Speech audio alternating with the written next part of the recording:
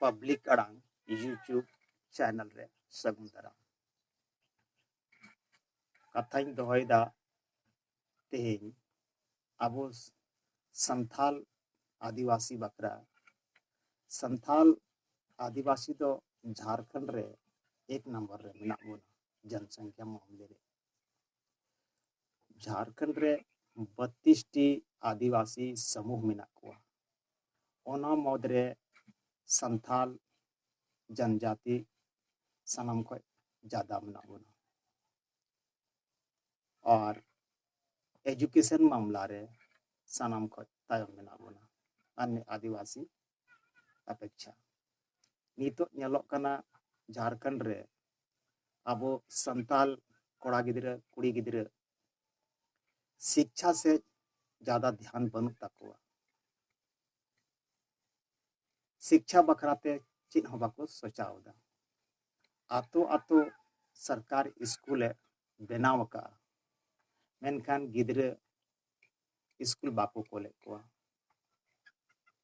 जेलिका दिकू गिद्रा Gadal Gadal school को चला कना अबो संताड़ गिद्रा उनका स्कूल बाको चला कना जबकि हर आतो रे स्कूल मेना एन हो अबोरन गिद्रा उन गादेल के गादेल स्कूल बाको चला कना नवारिया मेन कारण दो गो बाबा वा अशिक्षा कारण हो हुई दाड़ेया एकालते गिद्रा स्कूल बाको कोले कोआ ओना कारण ते अबुआ एजुकेशन दर आयमा लतार मेना शिक्षा कान गया सनाम को मारंग चीज जहां समाज शिक्षा रे लहाव कना उनी हर क्षेत्र रे लहाव कना अदो अबो संताल समाज हो अडी मारंग समाज कान ताबोन जब तक अबो शिक्षा रे बाबुन लहा तब तक अबो समाज रे डेवलपमेंट हो बांग हुई दाड़ेगा अदो नितो अबो आतो आतो नवारिया जागृति पैदा हुआ जेलिका कुल्ही दुड़ुब कते अबो माबुन ठिकैमा ओड़ा प्रति गिद्रा स्कूल बुन कोल कोआ तबेगे अबो शिक्षा बुन लहा दाड़ेगा और जब तक अबो शिक्षा बाबुन लहा अबो सावता समाज बांग लहा नित नेलोक कना अबोरन कोड़ा गिद्रा कुड़ी गिद्रा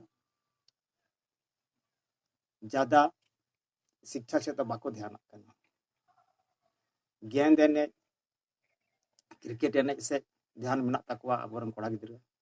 कुड़ी गिद्रा हो उनका गे जहां रे यात्रा को अगुया ओंडे दो गादेल के गादेल को चला यात्रा जाए और मेनखान स्कूल दो उनका बाको चला नवारे कमजोरी दो गो बारे हो मेना चदा जे गो बाको ध्यान करना शिक्षा बखराते अदो बांग उनका दो बाबुन लहा दाड़िया शिक्षा रे विशेष ध्यान एमो हुई तबोन और ओड़ा ओड़ा गिद्रा स्कूल बुन कोल कोआ और बंखान उनका तेदो अबो समाज दो लतार गे तहना और नीतो नेलोक कना अबोरन कोड़ा गिद्रा ज्यादा कायते ताड़ी माड़ी से को ज्यादा को लावेरो कना नवा कोई हो बंचा हुआ और यदि नवा कोई बाबुन बंचा तो आने वाला दिन दो अबो लगी द अडी मरांग समस्या पैदा अबो शिक्षा रे स्तर उन न्यूरुआ